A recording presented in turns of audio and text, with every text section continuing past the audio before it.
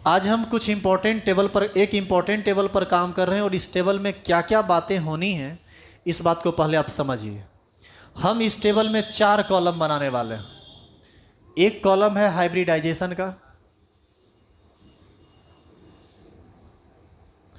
एक दूसरा कॉलम है नंबर ऑफ लोन पेयर का, एक तीसरा कॉलम है स्ट्रक्चर का और एक चौथा कॉलम है बॉन्ड एंगल का। अब इसमें हम आपको क्या समझा रहे हैं इसको समझिए। लिखना किसी को कुछ नहीं है, पहले आप देखिए आप, क्योंकि एक सीक्वेंस समझ लोगे तो बाद में लिखना तुम्हारे लिए आसान हो जाएगा। हाइब्रिडाइजेशन यदि SP हो और नंबर ऑफ लोन पेयर 0 हो तो शेप होता है लीनियर और बॉन्ड एंगल होता है 180 डिग्री। दो को हम लिख देते हैं तब हम आगे बात बोलेंगे। मान लो हाइब्रिडाइजेशन SP2 है, लोन पेयर है 0, तो शेप होता है ट्राइगोनल प्लेनर और बॉन्ड एंगल होता है 120 डिग्री।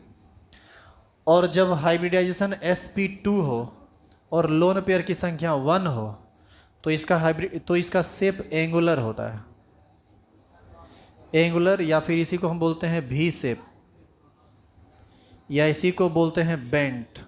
और यहाँ पर हम बॉन्ड एंगल का चर्चा नहीं करेंगे। बॉन्ड एंगल होता है लेकिन वो फिक्स नहीं होता है, वो 120 109 ये सब नहीं बोल सकते हैं। 109 जो होता है ना वह टेट्राहेड्रल में होता है जब हाइब्रिडाइजेशन SP3 होता है। ये SP2 वाला है ना। अब 3 को हम समझाते हैं, पहले तो समझ। और सुनो, इस टेबल को लॉक मत करना नीचे से, ये टेबल भागेगा बहुत नीचे तक, तो नीचे से लॉक नहीं करना है, नीचे से ओपन रखना है। पहले आप इस 3 को समझ लीजिए, हम आपको क्या कहना चाह रहे हैं, बाद में हम फिर बात करेंगे। सुनिएगा अब हमारी बात थोड़ा ध्यान से। हाइब्रिडाइजेशन यदि SP हो, जो पूछे उसका जवाब देना। यदि हाइब्रिडाइजेशन SP हो तो आप हमको ये बताइए कि कुल कितना हाइब्रिड ऑर्बिटल बनेगा? 2 बनेगा ना, 2। और ये 2 हाइब्रिड ऑर्बिटल आपस में इस तरह से फैलना चाहेगा ताकि उसके बीच का प्रतिकर्षण कम से कम हो। तो वो किधर किधर भागेगा? जैसे मेरे पास 2 ऑर्बिटल है और इस दोनों को एक पॉइंट के अबाउट सजाना है, ये पॉइंट है मान लो, और इसके अबाउट सजाना है, तो ये कैसे भागेगा कि रिपल्सन कम से कम हो? जब इस दोनों के बीच का दूरी मैक्सिमम होगा तो रिपल्सन कम से कम होगा। तो ये ऐसे ही ना भागेगा। और जब ये ऐसे भागेगा तो एक एटम यहाँ है, एक लोब इधर भागा, एक लोब इधर भागा, तो इलेक्ट्रॉन यहाँ आएगा, इलेक्ट्रॉन यहाँ आएगा। कोई नया चीज़ जब भी जुड़ेगा तो या तो यहाँ से जुड़ेगा या फिर यहाँ से जुड़ेगा। इसी शेप को हम कहते हैं लीनियर शेप। और ऐसी स्थिति में ये जो बॉन्ड एंगल है, इस परमाणु और इस परमाणु के बीच का जो एंगल है वह कितना हो जाएगा? 180। तो क्या आपको ये समझ में आया कि जब हाइब्रिडाइजेशन SP हो तो शेप लीनियर होता है और बॉन्ड एंगल 180। अब हम लोन पेयर की बात करते हैं। हमने आपको कहा था कल कि हाइब्रिड ऑर्बिटल में लोन पेयर भी रह सकता है।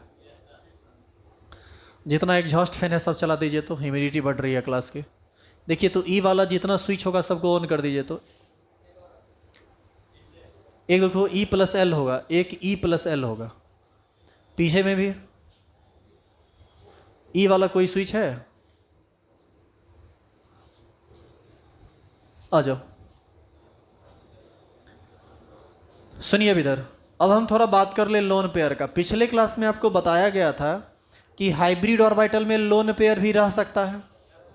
तो मान लीजिए कि ये 2 हाइब्रिड ऑर्बिटल है, एक इसमें अनपेयर्ड इलेक्ट्रॉन है, एक इसमें अनपेयर्ड इलेक्ट्रॉन है। तो बंधन बनाने में यह भी भाग ले सकता है, बंधन बनाने में यह भी भाग ले सकता है।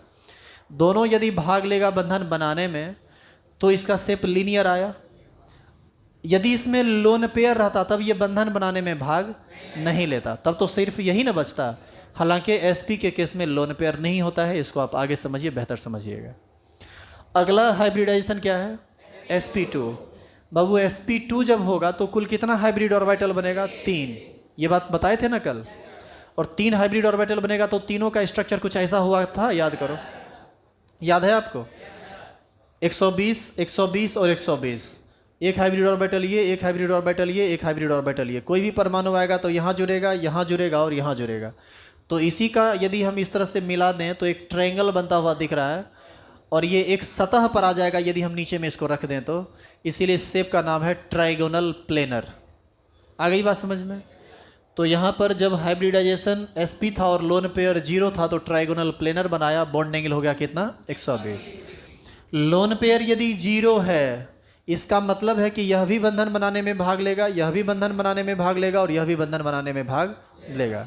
लेकिन आगे लिखा हुआ है sp2 with 1 lone pair. Babu sp2 with 1 lone pair जैसे ही होगा, इसका मतलब है कि इस 3 में से 2 एगो के पास अयुग्मित इलेक्ट्रॉन होगा और एगो के पास युग्मित इलेक्ट्रॉन होगा। चूंकि एगो लोन पेयर का चर्चा आ गया है ना, तो मान लीजिए इसके पास लोन पेयर है, तो जिसके पास लोन पेयर है वह बंधन बनाने में भाग नहीं लेगा। तो ये ऑर्बिटल रहेगा जरूर यहीं पर, लेकिन बंधन तो केवल ये बनाएगा और केवल ये बनाएगा। तो बंधन जब बनाएगा तो सिर्फ बंधन को हम दिखाते हैं, लोन पेयर को यदि हम हटा दें, चूँकि ये बंधन किसी से बनाएगा नहीं, तो बताइए ये कैसा शेप है? ये एक एंगल टाइप का नहीं है क्या? ये भी टाइप का शेप नहीं है? इसी को बेंट कहते हैं। बेंट का मतलब होता है मुड़ा हुआ, इसी को मुड़ा हुआ शेप कहते हैं। अब आप कहेंगे कि सर आप एक काम कीजिए, जब दुए को बॉन्ड बना रहा है तो इसको आप ऐसे क्यों रखे हुए, इसको सीधा कर दीजिए। आप सीधा नहीं ना कर सकते, ये लोन पेयर हम न हटा लिए हैं, लेकिन ये लोन पेयर तो यहाँ बना हुआ है ना, ये ऑर्बिटल तो अभी भी यहाँ बैठा हुआ है ना। क्या बात समझ में आ रही है? तो आप इसको मोड़ के सीधा नहीं कर सकते, क्योंकि जैसे ही आप मोड़ने लगेंगे ये इसको रिपेल करके फिर से इसको टेढ़ा कर देगा। तो आप समझ में आया कि इसका बॉन्ड, ये समझ में आया कि ये इसका शेप एंगुलर होगा या नहीं? क्या इसमें किसी को दिक्कत है? आगे एक इंपॉर्टेंट बात सुनिए, जब यहाँ पर हम लोन पेयर लिए तो बॉन्ड एंगल का जगह खाली छोड़ दिए। देखो ये एंगल 120, ये एंगल 120 और ये एंगल कितना होना चाहिए? 120। लेकिन जब लोन पेयर बचा रह जाता है ना, तो लोन पेयर थोड़ा ज़्यादा रिपल्सन दिखाता है, इस वजह से ये बॉन्ड एंगल थोड़ा सा छोटा हो जाता है। थोड़ा सा जब छोटा होगा तो छोटा हो के कितना होगा इस बात का कोई फिक्स वैल्यू नहीं होता है। मतलब बॉन्ड एंगल होता है, लेकिन होता कितना है इस बात का कोई ये फिक्स नहीं है। इसीलिए हम उस बात को वहाँ पर लिख नहीं सकते, क्योंकि यदि हम फिक्स कर देंगे तो तुम हर बार लिखने लगोगे ना उसको। फिक्स नहीं किए मतलब, हाँ यदि कोई पूछे कि लगभग कितना के बराबर होगा, लगभग 120 के बराबर होगा ये कह सकते हैं, लेकिन हम ये नहीं कह सकते कि एग्जैक्ट 120 होगा। वो 120 से थोड़ा कम होता है। अब कितना कम होगा, अलग अलग में अलग अलग बॉन्डिंग आ जाता है इस केस में, तो उस सब चीज़ को बाद में हम और डिटेल में समझेंगे। आपको ये समझ में आया कि ये टेबल में क्या बताया जा रहा है? आप इस टेबल को पढ़ने के बाद यह सीख पाएंगे कि हाइब्रिडाइजेशन क्या होगा, तो उसकी संरचना कैसी होगी और उसका बॉन्ड एंगल कितना होगा। फिर लोन पेयर का यदि पता चल जाए तो ये काम करना आसान हो जाता है। तो अब सवाल ये उठता है, आपके दिमाग में ये आ रहा होगा कि सर हम ये कैसे जानेंगे कि हाइब्रिडाइजेशन कब sp होगा, कब sp2 होगा और कब sp3 होगा, क्योंकि और बहुत बात है। तो कहना यह है कि सब बात एक के बारे में नहीं ना जान लेंगे, पहले स्ट्रक्चर से रिलेटेड बात जान लेते हैं, फिर सीखेंगे how to find hybridization of central metal atom. हम केंद्रीय परमाणु का संकरण कैसे निकालते हैं, हमको कैसे पता चलेगा कि ये sp है, sp2 है, sp3 है, sp3 है, क्या है, ये बात बाद में। पहले आप टेबल पर आप काम करना शुरू कीजिए। हाँ, सब आगे बढ़ेंगे। तीनों पर लोन पे रहेगा तो बॉन्ड ही नहीं बनाएगा, फिर वो हाइब्रिडाइजेशन में इन्वॉल्व ही नहीं होगा। बॉन्ड बनाने के लिए ही हाइब्रिडाइजेशन होता है। सब जगह लोन पेयर ही रहेगा तो वो बॉन्ड का फॉर्मेशन ही नहीं करेगा। बॉन्ड का फॉर्मेशन ही नहीं करेगा तो मिक्सिंग क्यों होगा? समझे? अब आप इस टेबल को उतारिए।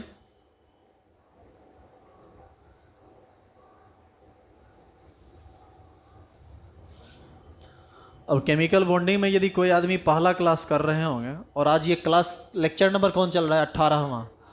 बताइए पीछे का 17 लेक्चर जिसका छूट गया उसको 17 को बातों समझ में आएगा इस चैप्टर में? अब कुछ नहीं समझ में आएगा, इसीलिए पीछे का लेक्चर देखना जरूरी है।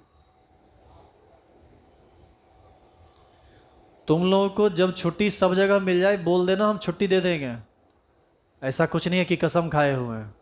या फिर तुमको लगने लगे कि नहीं छुट्टी चाहिए, जब लगे तो बोलना, अभी नहीं।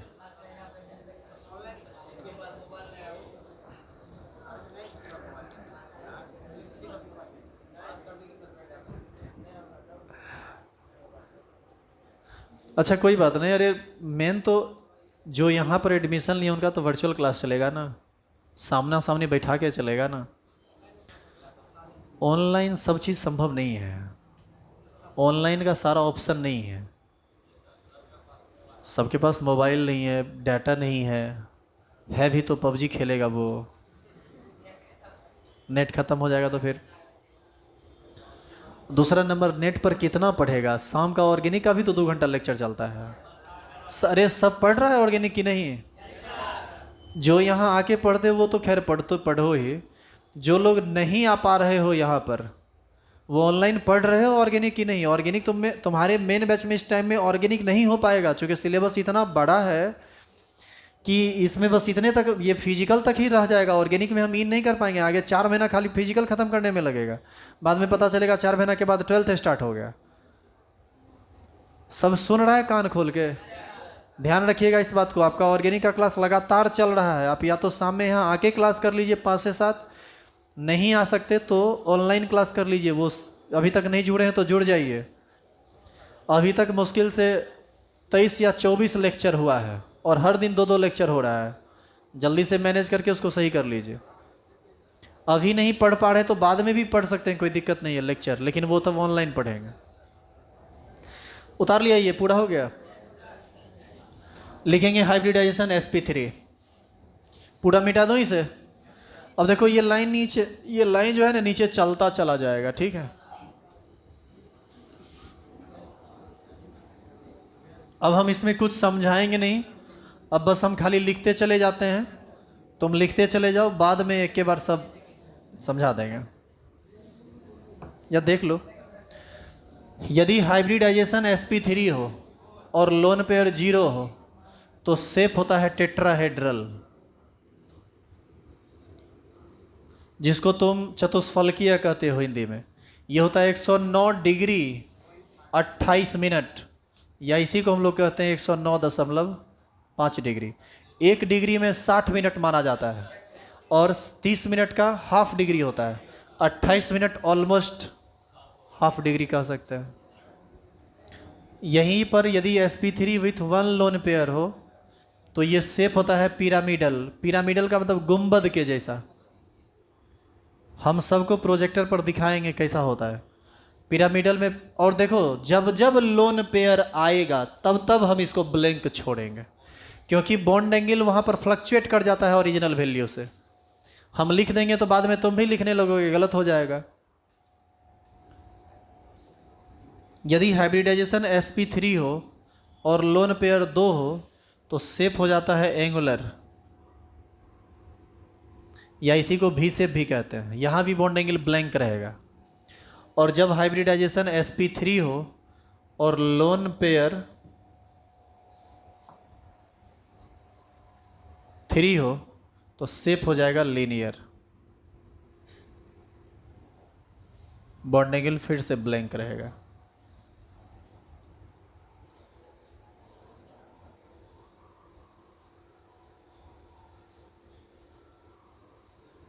ये सब बहुत रेयर होता है। अभी तक हम sp पर काम किए, sp2 पर काम किए और काम किए sp3 पर। अब sp3 वाला सबको समझो तुम। sp3 होगा तो कै गो हाइब्रिड ऑर्बिटल बनेगा बताओ? 4 गो। 4 गो बनेगा तो 4 गो को तो हम ऐसे ही ना दिखाएंगे, थोड़ा देखना तो ध्यान से। 4 हाइब्रिड ऑर्बिटल को कल बताए थे ना कि इस तरह से ये दिखाया जाएगा। इसी शेप को क्या बोलते हैं? हाँ, स्टैंड जैसा, पिरामिड जैसा, ट्राइपॉड इसको बोलते हैं, इसके जैसा। देखो ऐसा ही ना दिखेगा ये। 4 हाइब्रिड ऑर्बिटल बना तो ये ऐसा बना। अब सुनिएगा ध्यान से, एको गो में लोन पेयर नहीं है। यह भी बंधन बनाएगा, यह भी बंधन बनाएगा, यह भी बंधन बनाएगा, यह भी बंधन बनाएगा। इसी को हम लोग कहते हैं टेट्राहेड्रल। इस सब को यदि मिला दोगे ना तो ये टेट्राहेड्रॉन का निर्माण करता है, इसीलिए इसका नाम क्या है? टेट्राहेड्रल। और ये बॉन्ड एंगल आपको नहीं लगता है कि 90 से ज़्यादा है? देख पा रहे हैं आप? ये 90 से ज़्यादा है और यही एंगल होता है 109.5 डिग्री। अब यदि हाइब्रिडाइजेशन sp3 हो तो फिर बनेगा 4 गो, लेकिन इस बार क्या किया है? एक लोन पेयर है। एक लोन पेयर है तो एगो को हटाना पड़ेगा ना। देखो ये गुंबद जैसा शेप है, इसी शेप को कहते हैं पिरामिडल। आई बात समझ में? 2 लोन पेयर हो जाएगा तो 2 को हटाना पड़ेगा। अब देखो यही शेप है एंगुलर, और 3 लोन पेयर हो जाए तो 3 को हटाना पड़ेगा, तो एक रहेगा बगल में, एक रहेगा इधर, और शेप हो जाएगा लीनियर। समझ में आया? तो हाइब्रिडाइजेशन जब sp3 होगा तो लोब हमेशा ऐसे ही फैला रहेगा, लेकिन नंबर ऑफ लोन पेयर के आधार पर उसका संरचना बदलता रहेगा। लोन पेयर 1 आ गया तो पिरामिडल, 2 आ गया तो एंगुलर, 3 आ गया तो लीनियर। समझ में आई बात? उतारिए। पूरा कर चुके हैं क्या? अब हम अगला की तरफ बढ़ते हैं और सबको हम दिखाएंगे स्ट्रक्चर, सबका प्रोजेक्टर पर पूरा डिटेल 3 डायमेंशनल स्ट्रक्चर बताया जाएगा। तो अभी कलम पर समझ लीजिए, बाद में हम वीडियो पर समझ लेंगे।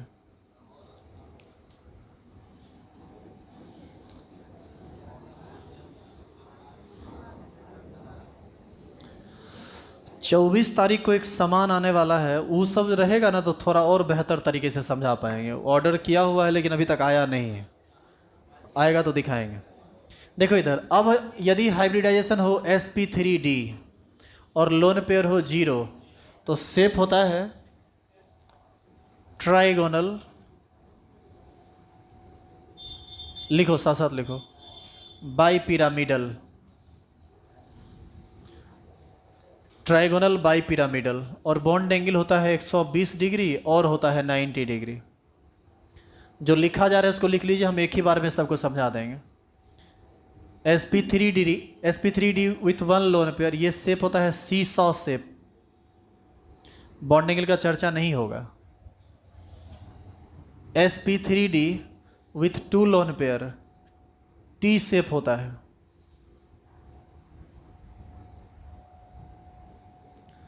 sp3d with 3 lone pair linear shape होता है।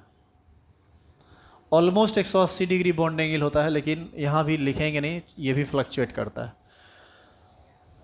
अब हम आपको समझाते हैं ये 3 स्ट्रक्चर के बारे में। ट्राइगोनल बाई पिरामिडल क्या है, सीसॉ शेप क्या है, टी शेप क्या है, लीनियर शेप क्या है।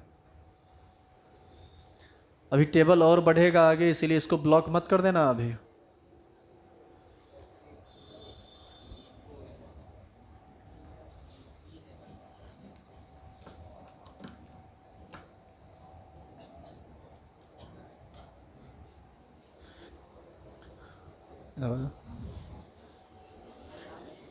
शुरू करें समझाना? क्या क्या छाप लिया रे? सुनो इधर, sp3d होगा तो हाइब्रिड ऑर्बिटल कितना? 5। मेरे हाथ में कितना पेन है? 5। इस 5 को 5 ऑर्बिटल मानो, और एक पॉइंट के अराउंड इसका अरेंजमेंट ऐसा करना है ताकि इसके बीच का रिपल्सन कम से कम हो। तो ये कुछ ऐसा होगा।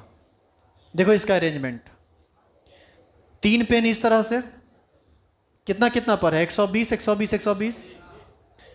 एक पेन इसके ठीक सामने ऐसे, और एक पेन ठीक इसके सामने पीछे।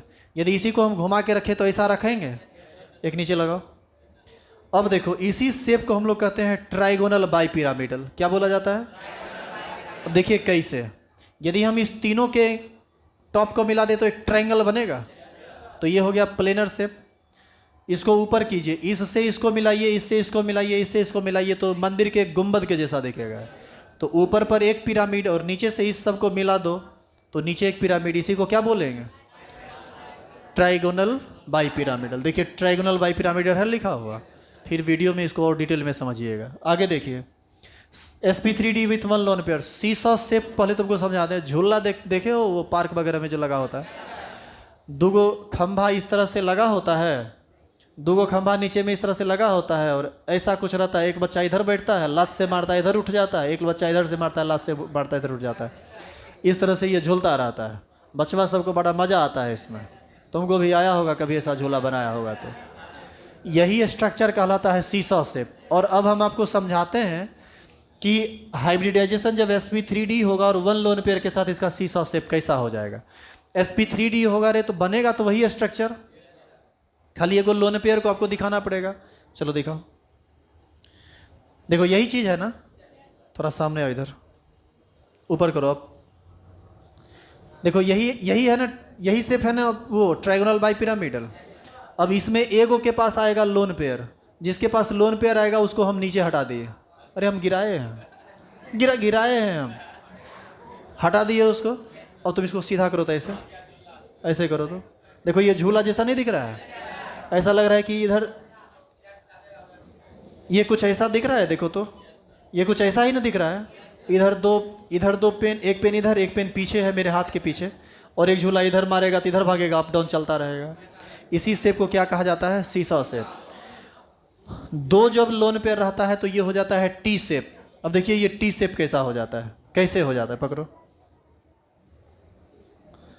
ये हो गया ट्रायंगुलर बाई पिरामिडल, एक पेन ऊपर और एक पेन नीचे। दो गो लोन पेयर है ना, दो गो को हटाएंगे, देखो ये टी शेप आ गया। आप देख पा रहे हैं कि ये टी शेप है, समझ में आ रही है बात। और यदि हम 3 गो लोन पेयर हटा दें, कितना है lone pair? 3 lone pair. 3 lone pair को हटा के देखो, 3 लोन पेयर को हटा देंगे तो ये कुछ ऐसा दिखेगा, देखना जरा नीचे नीचे। हाँ, कितना लोन पेयर दिखाना है जी? 3 लोन पेयर हटाएंगे, इसको हटा दो, इसको हटा दो और इसको हटा दो। देखो एक लीनियर शेप आ गया है। समझे कैसे बनता है ये? तो हम हटा जरूर रहे हैं लेकिन आपको हटाना नहीं है, वो वास्तव में रहता वही है। सिर्फ हम बॉन्ड को दिखाना आपको चाह रहे थे, इसीलिए, क्योंकि शेप जो बनता है ना लोन पेयर से नहीं, शेप जो बनता है वह सिर्फ और सिर्फ बॉन्ड से बनता। बैठ जाओ। तो वो सिर्फ बॉन्ड से बनता है, तो बॉन्ड को दिखा दिए। कोई दिक्कत है इसमें? छाप लिया क्या? अब लास्ट है, जल्दी से इसको उतार लो। तो लिखो sp3d2।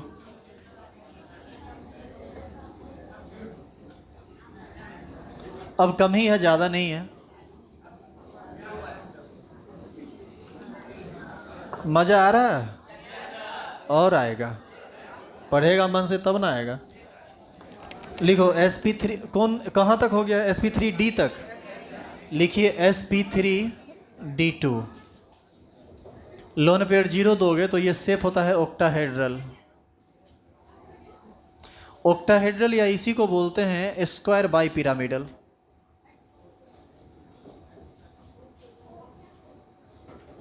और बॉन्ड एंगल होता है सिर्फ और सिर्फ 90 डिग्री।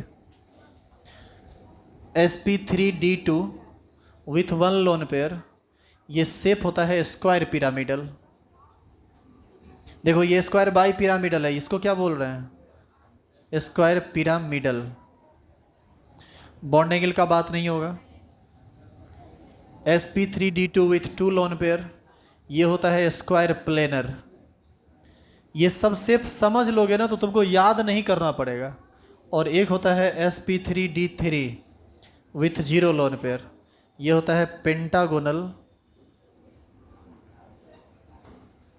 Bi pyramidal. और यहाँ पर बॉन्ड एंगल होता है 72 डिग्री और 90 डिग्री। और यहीं पर ये टेबल समाप्त हो जाता है। अब बस ये 4 बात को जल्दी जल्दी में समझ लें, और ये समझना आसान है, कुछ ज़्यादा भीड़ का काम नहीं है, तो आप इसको कर सकते हैं।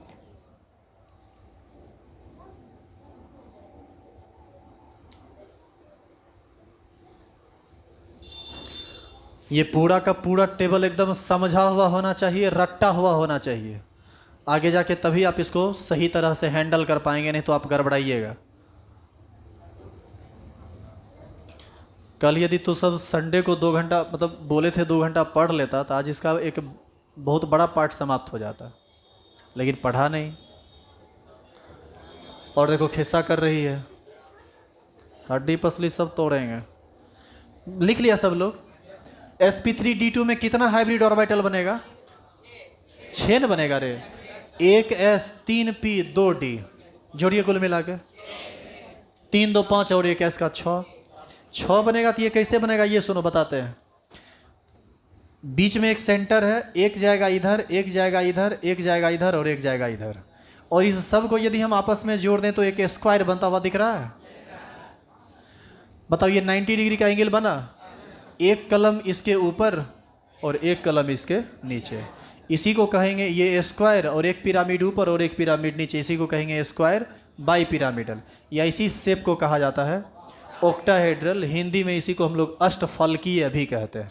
और बॉन्ड एंगल 90 डिग्री हुआ, देखो ये 90, ये 90, ये 90, ये 90, ऊपर बनाएंगे तो जो भी बॉन्ड एंगल है वह 90 ही होगा ना, और नीचे बनाएंगे तो भी 90।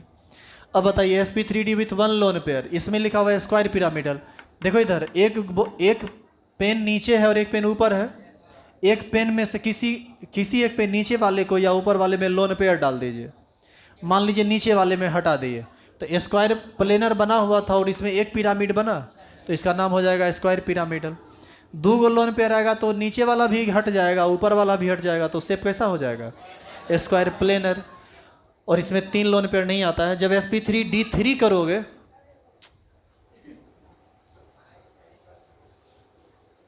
तुम बात कर रही है, आवाज़ बढ़ाते जा रही है और हम अपना इंटेंसिटी लगातार बढ़ाते जा रहे हैं, और जब हमको लगता है कि मेरा इंटेंसिटी अब फेल कर जाएगा, चौक कर जाएगा, तब जाके हमको गुस्सा आता है। क्या तरीका है? काहे ले लोग को अंदर में बैठा देते हो जी?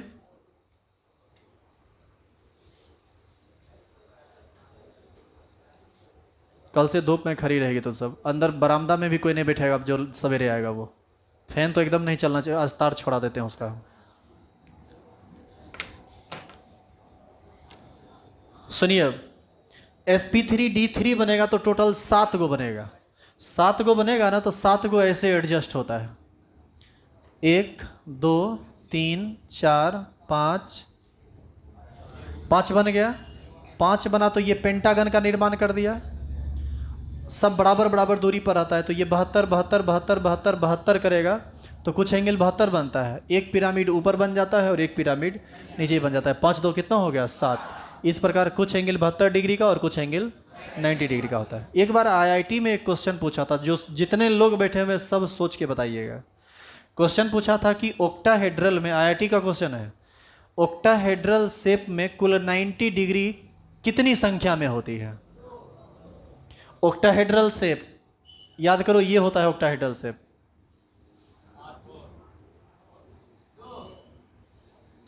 ऑक्टाहेड्रल शेप एक ऊपर और एक नीचे, ये ना होता है ऑक्टाहेड्रल शेप। क्वेश्चन पूछा था कि इसमें 90 डिग्री एंगल की कुल संख्या 90 डिग्री का कोण कुल कै गो होगा? 12 गो होगा। 1 2 3 4, एक ऊपर रखेंगे तो 5 6 7 8 और 4 गो पीछे से। देखा कैसे 12 गो आया? क्वेश्चन IIT में जो पूछा था वो डायरेक्ट ये नहीं पूछा था कि ऑक्टाहेड्रल में कुल 90 डिग्री का एंगल कितना होता है। एक कंपाउंड दे दिया था, पूछा था कि इस कंपाउंड में बताइए कुल 90 डिग्री का एंगल कै गो बनेगा। एक्चुअल में उस कंपाउंड का जब आप हाइब्रिडाइजेशन निकालते तो उसका हाइब्रिडाइजेशन आता आपको sp3d2, उसके पास लोन पेयर आता 0, और तब पता चलता कि उसका संरचना हो रहा है ऑक्टाहेड्रल। और ऑक्टाहेड्रल निकालने के बाद हम पता करते कि उसमें टोटल 90 डिग्री का बॉन्ड एंगल कितना है। समझे कि कैसे ये क्वेश्चन पूछता है? तो अभी आप सिर्फ एंगल निकालना सीखे, अभी आपको पता नहीं है sp3d2 निकलेगा कैसे। तो हमारा अगला हेडिंग ये होगा हाउ टू फाइंड हाइब्रिडाइजेशन, लेकिन आज डालेंगे हेडिंग नहीं, अभी कुछ बात और एक्स्ट्रा है जो बता के तब हम आगे बढ़ेंगे। आइए कल